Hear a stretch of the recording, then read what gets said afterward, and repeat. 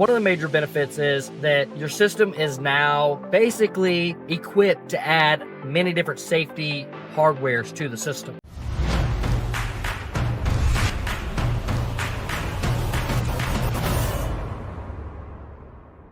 Welcome back to the Lead Automation YouTube channel. I'm Malachi Grubb, CEO of Lead Automation. In this video, we're going to talk about engineering a system to be as safe as possible. And not just as safe as possible, but choosing the appropriate equipments for those systems. For a perfect example, one thing that we do as a company is we always use safety PLCs. And like all of our Allen Bradley applications, we use GuardLogix PLCs. Another thing that we do is CIP Safe. So CIP Safe basically means like safety over Ethernet. So instead of having hardwired physical connections, you communicate over Ethernet and be able to set up the system. You're able to, communicate with the safety PLC and all the safety signals, as well as the non-safety related signals. This version of over-engineering is one of my favorite things that we do as a company. It's one of the things we did from like day one, just with like my engineering experience, was to make sure that we're using safety PLCs. We're doing everything over Ethernet IP. Why? Because you actually save money by over-engineering in this way. One example of that may be like when it comes to wiring up a door switch.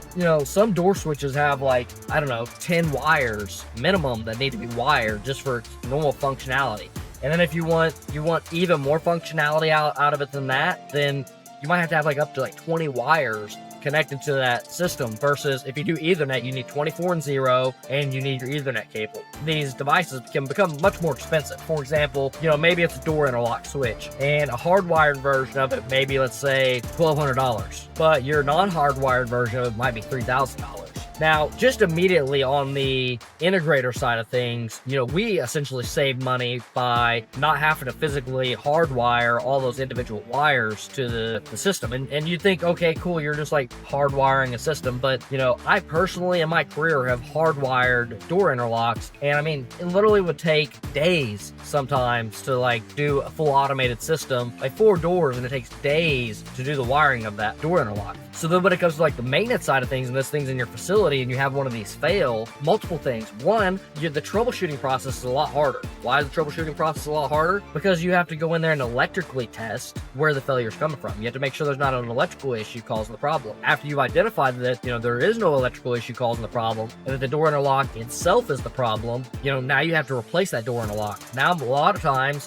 these door interlocks don't have plug connectors to unplug and plug back in. So you can't just like unscrew a plug connector and then plug in and then just plug in another one. You have to hardwire each individual pin back in there again. Billy Joe forgot to label the wires well whenever he pulled it out. You guys lost the electrical drawings, and now it takes hours and hours and hours to figure out how to get this door interlock back up and running again. And because it's a safety thing, you really can't bypass it unless you put up a mechanical hard barrier, which completely takes your system down until that one small door interlock is fixed. When you have an Ethernet version of that, you can literally just swap out the module, right? It either has power on it or it doesn't have power on it, right? So you can electrically test that and make sure that the power is actually getting to the module. But it's a simple 24 volt, 0 volt. Okay, there's power there. Okay, there's not power there. If there's power there and the thing's not on, then the device is bad, throw it out. And there's indicators on there too. So you'll see the indicator lights. So you don't need to test if it's the Ethernet cable unless there's power on it. So if you do see indicator lights and it's showing there's power and they're showing there's a problem with the Ethernet, now you can just check your Ethernet cable. Either you can just plug one in real quick and plug one into another thing and make sure that if that fixed the problem, then boom, you just know you need to replace the Ethernet cable. If you run a quick temporary Ethernet cable and still don't have communication, you probably have an issue with, so therefore you switch it out.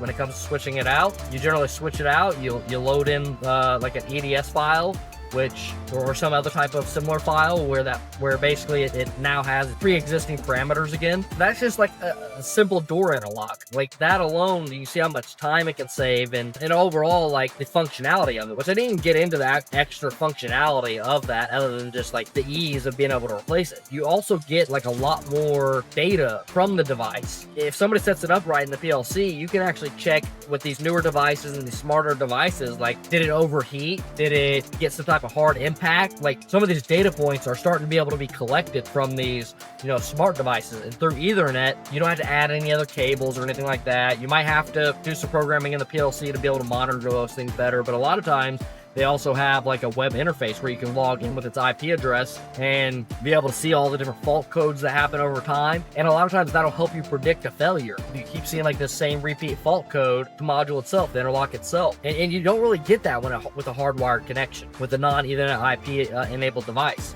So again, you start seeing that same fault code, and then maybe you're able to reset it and keep going.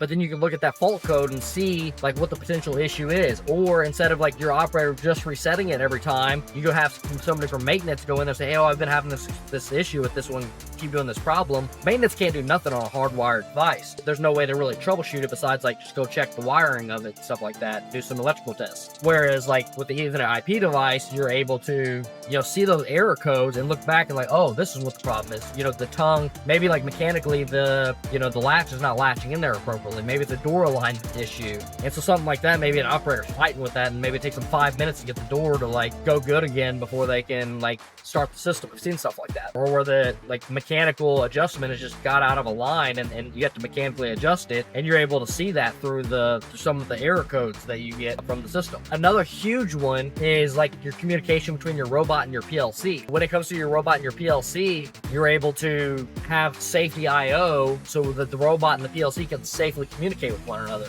That means your door interlock, when you open your door interlock, the safety signal is immediately sent to the robot. Or another really good example, and the way we love to use it, is let's say for instance you're doing a dispensing application, right, where you're dispensing some adhesive onto a part. Well, maybe the robot comes down with that part, and then you have your adhesive machine do its job. Okay, the robot moves out of the way, does its thing.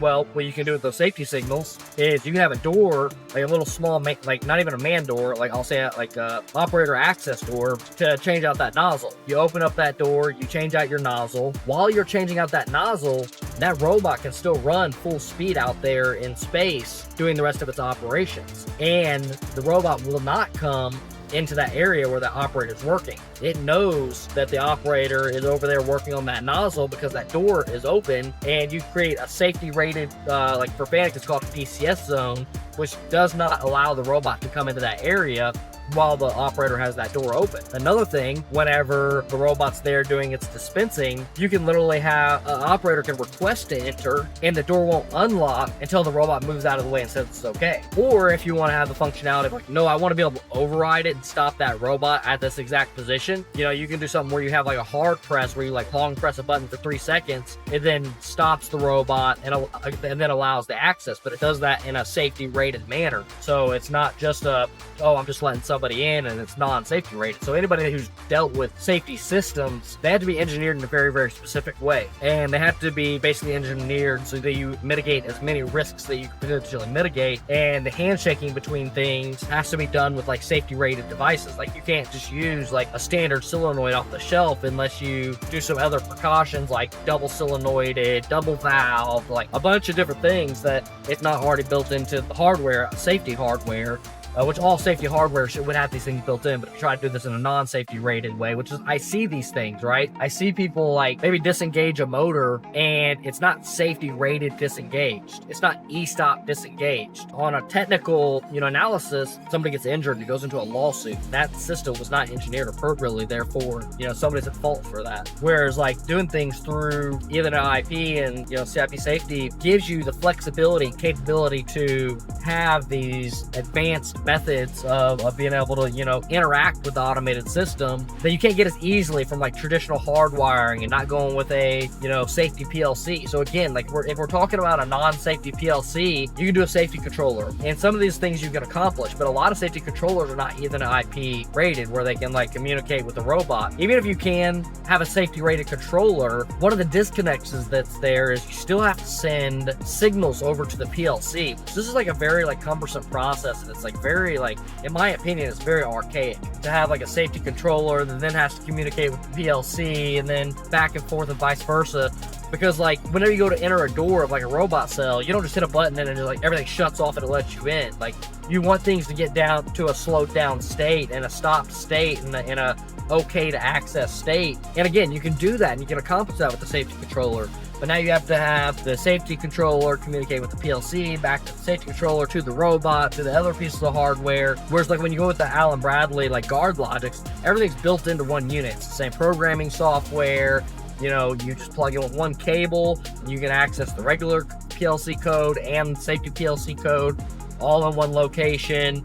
You can get the statuses of all the different devices in one location. You can program those things into the PLC for like fault alarms and stack lights and all these things like a safety controller and stuff like that. But then again, some of those things, like even like a door interlock, maybe some of the things like your OSSD signals, your safety signals will be, they'll have to be ran to your safety controller, and then you have to have some of the other wiring run into your PLC, which is just like, in my mind, it's like mind blowing that you have to have like this one device wired, you know, two separate devices. For us, we immediately get our cost savings back out of it on our side from just our own labor costs from developing our systems in a way where everything's EIP. And so to go back to like some more of the like the mechanical things where like over engineering the system might give you more of an ROI in your system long term is like having that door access where the operator can go and change the nozzle. Okay, well, you'll think like, well, how does that relate to safety? Well, it relates to safety because you have to add that safety equipment, the buyers of automated equipment or the engineers of automated equipment, to make sure that, you know, things are being engineered appropriately, people are speccing things out appropriately, that the systems are being designed appropriately. I come from a very long engineering background. That's what I spent the majority of my career in before starting Elite Automation. So I have a ton of experience in that field. Did a risk assessment, was an electrical engineer, robot programmer, PLC programmer. Like, I did a ridiculous amount of different things, you know, prior to starting this company, and got a vast amount of experience. So I'd like to be able to share that experience with other buyers of automation equipment and with other engineers of automation equipment. Also, if you find this video valuable, share it with a friend, share it with a colleague, and we'll catch you on the next one.